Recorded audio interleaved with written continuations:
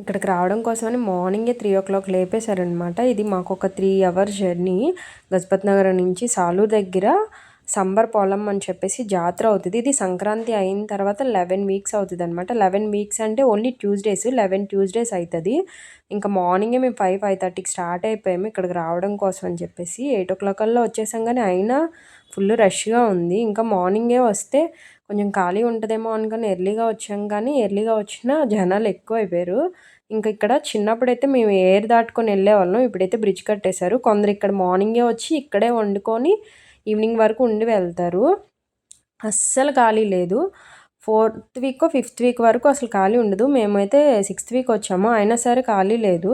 ఇంకేమో క్యూలో ఉండంగానే అమ్మ కోడిని మొక్కుకుంది అమ్మవారికి. ఆ కోడికేమో పసుపది రాసి కాళ్ళకి కడుగుతున్నాం అనమాట. ఇలా పసుపు రాసి అమ్మవారికి చూపించాలి.